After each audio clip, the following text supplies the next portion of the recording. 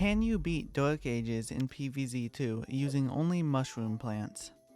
Well, technically mushrooms aren't plants, so in this video I'm actually playing mushrooms that aren't plants versus zombies. All of the plants that you unlock in Dark Ages are already mushrooms, so why not do a challenge video where I have to beat all 20 levels using only mushrooms, some of which are a lot better than others. So without any further ado, it's time to beat Dark Ages without using plants, technically. So we went into day 1, night 1, yeah. Since it is nighttime, no sun falls from the sky, because you know, the sun's not out, and it's nighttime. Well, no fuck. I brought Sunshroom because it's literally my only option for sun. And I can't bring Gravebuster because this video is the mushroom only club. So I instead used Puffshroom and Scaredy Shroom to clear out the graves. Day ones, night ones, are usually pretty easy, and with Scaredy Shroom being the Plants vs Zombies 2 equivalent of an AK-47, we had no problems clearing out the final wave. For night 2, I decided to bring the AK-47 mushroom again, because it seemed alright on the last level. I also brought Sunshroom because, you know, what else am I supposed to bring for sun? I placed down this cute little guy to see what he would do. Oh. That would be Doom-shroom. It grows from small to big and will explode when the zombies get close. It is one of the classic plants from Plants vs Zombies 1 that PopCap decided to completely change, kind of like what they did with Ice Shroom. Instead of freezing the whole on, it's a melee plant now. Makes sense. Oh yeah, and we cleared night 2. On night 3 with the introduction of bucketheads, I realized I don't have any wall plants that I can use, like Johnny, for example. So with the buckethead zombies having a lot of health, they were able to walk up to my plants and nom. Luckily night 3 is not very tough, and I was able to beat it, but I will have to remember to bring Magnet Shroom and Shadow Shroom to counter the tougher and armored zombies in later levels. Night 4 was the first conveyor belt level, and you may be thinking, what is Cabbage Bolt doing here? Well, I had Crazy Dave take care of it, and now we have Perfume Shroom. What am I even supposed to do with this? Make the zombies smell like Axe body spray? At least it's a mushroom, I guess.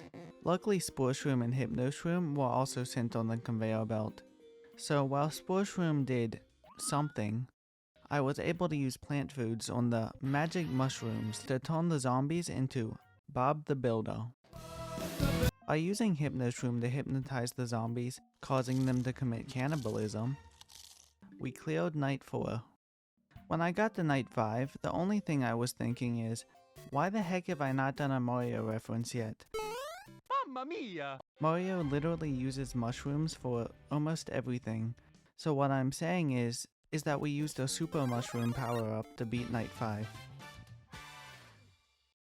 Oh yeah, Jester was also kind of here.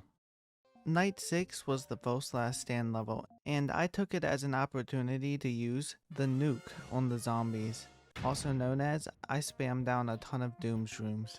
So it was going to be an easy win. We beat the level, moving on to night 7. 12 seconds later.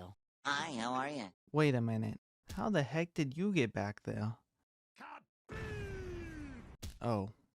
So night 6 turned out to be not as free of a win as I thought it would be. A Jester zombie was in top lane, so I had the great idea of using a Scaredy Shroom plant food on it. If you did not know, Jester reflected it all because Crash Bandicoot Tornado. However, the Jester zombies got ran over by Wheelbarrow, and the rest of the zombies got nuked by Doom-shroom, clearing night 6. Night 7 introduced the Night Zombies, which are known for being really tough because they wear a helmet that protects their whole body somehow. Yoink! Oh, okay, never mind. Mr. Magnet Shroom has that covered. These guys won't be a problem. Other than that, using the ultimate mushroom defense, we cleared Night 7. So, Night 8 was one of those levels where I can't pick my plants. The only mushrooms that I could use were Sunshroom, Fume-shroom, and Hypno-shroom. I mean, it's not like I wanted to use the Bean Boozled Jelly Bean anyways. Since I did not have that many plants to work with, I used the lawnmower wheelbarrow thingies to deal with most of the early game zombies, while I placed down lots of Sunshrooms. And because I don't have Gravebuster, I had to rely on Fume-shroom to destroy the graves. 346 minutes later. The early game of this level was the most difficult part. After I got enough Fume-shrooms down, the level went pretty well. So, in the final wave, I used all the plant food that I had saved up to place down a bunch of magic mushrooms, causing the zombies to realize that they don't get paid enough for this, Fuck this shit, I'm out. and walk off the lawn. Night 9. Survive while the zombies get boosted by evil potions. What? You can't do that. It's unfair that the zombie is orange now. Nightcap. Yeah, okay, you can do whatever you want, Mr. Zombies. You're not getting past Nightcap. Not even the Crash Bandicoot Tornado Zombie can get past it. Also, everything was perfectly symmetrical at the end of the level. Even the potions, which is awesome sauce. Night 10 is a conveyor belt level that only sends 2 plants that I can use. Fume-shroom and Puff-shroom. Thanks game, what am I going to do with Puff-shroom? I lost almost immediately. So then I tried again and the zombies were like, those brains are looking good, I'm gonna take them off your hands for you. I kept trying and even made it to the first huge wave of zombies and defeated Bob the Builder. My strategy was to stall the zombies for as long as possible by putting all my plants all the way in the back, and not using plant food unless the zombies were literally eating my plants. Once I got to the final wave, all I needed to do was defeat this night zombie so that I would have enough plant food for both Gargantuars. However, Fume-shroom said, nah, the zombies can have your brains.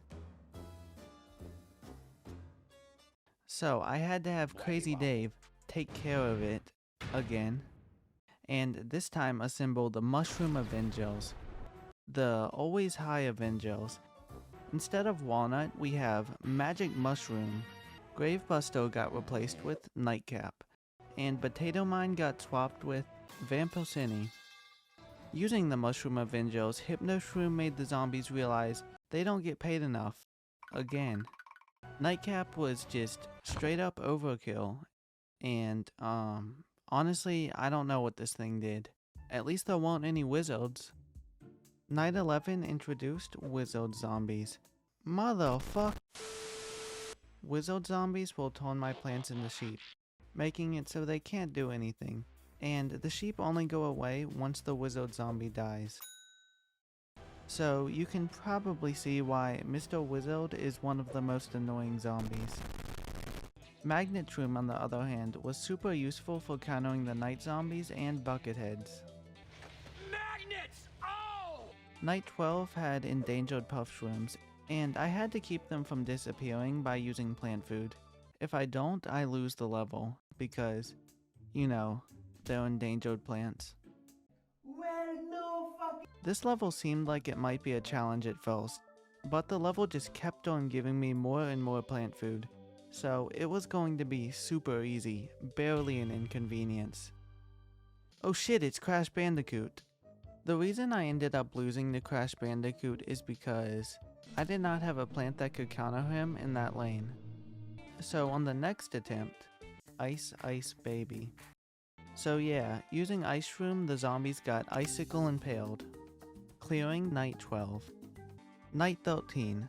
Peanut isn't a mushroom, so that means I can only use 5 fume shrooms to defeat a billion zombies, which is not possible. How the heck did you defeat a billion zombies? But actually, this level is impossible unless you ask Crazy Dave to take care of it, which is why I probably should have put the rule where I just play the conveyor belt levels normally. So we moved on to night 14. Produce at least 5,000 sun. Well, as long as I can bring Sunshroom, this shouldn't be that bad. Oh, I can't bring Sunshroom, meaning the only way I can get sun is by destroying these graves. The level intends for you to use Gravebuster and Sunbeam, but last I checked, dog food flavored jelly beans, well, they aren't mushrooms. Even if I manage to destroy every grave, I'm only able to get around 3,500 sun. So I had Crazy Dave whack the sun goal a few times with Molnir. Instead of 5,000 sun, now it's only 5 sun. So after completing the really tough 5 sun production goal, we beat night 14. Night 15. As a child, I yearned for the mines. How did you get here? The Skibbity Octo Zombie has somehow made its way to the Dark Ages, and as you may know, he's been infected with brain rot ever since watching the Minecraft movie trailer. Oh god, he even did an absolute cinema meme.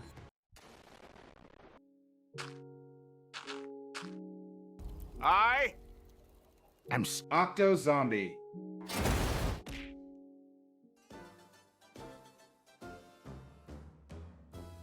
The Better Call Saul You're a Wizard Harry Ohio Octo Zombie Negative Riz Master has gotten too far. We have to put a stop to it using the ultimate mushroom defense before everyone on social media starts posting absolute cinema memes. We cleared night 15. Night 16 sent the Wizard Zombie, and when we defeated him, he dropped a Super Mushroom. So then Super Mario appeared and used the mushroom to jump on the zombies, defeating them and clearing night 16. Also, this challenge has really made me appreciate Magnet Shroom more. It was really useful for all the night zombies on that level. On night 17, I remembered that Toadstool is a plant that I can use, so I used it to munch the zombies. So we went on to night 18, and it's all Crash Bandicoot. Crazy Dave was kidnapped by Dr. Cortex, and the only way to save him is to defeat all the zombies here and protect the endangered Scaredy Shrooms, which will constantly trigger the Crash Bandicoot tornado. I guess that explains why they are endangered here. So, let me tell you how I beat this level. I used Hypno Shroom to deal with the first couple zombies, and since my only option for a wall plant is Vampocini, oh my god, bro. Oh, hell no, man. What? I used it as a shield to block the Crash Bandicoots from reaching my Scaredy Shrooms, while I had my other mushrooms like Fume Shroom and Hypno Shroom to deal with them. Using this strategy, I was able to beat night 18, stopping Dr. Cortex and rescuing Crazy Dave. Night something was harder than trying to break a Nokia phone, since PopCap decided to put endangered magnet shrooms all the way in the front of the lawn and then send zombies in those lanes 4 seconds into the level. Hello there. Like, do the endangered plants want to die? Nightcap, Ice Shroom, and Gourd Shroom, also known as the instant win button. So yeah, night something was pretty easy. So we went on to night 20, which means it's time to fight Zomboss. 5 Fume Shrooms and a couple of Puff Shrooms was definitely not going to cut it. So I had to get Crazy Dave to assemble the Mushroom Avengers again, adding Nightcap, Hypno Shroom, and Vampocini to the conveyor belt. Using the Mushroom Avengers, we were able to defeat Dr. Zomboss with not too much difficulty, except for when he decides to barbecue my plants with his flame breath. Honestly, it was mostly Nightcap plant food doing the heavy lifting here, and Vampocini doing something. Yeah. That was Dark Ages using only mushrooms. And to answer the question of whether or not you can truly beat Dark Ages using only mushrooms, no, you definitely can't. Unless you exclude all the gimmick levels. Anyways, subscribe, and until next time, see you in the next one.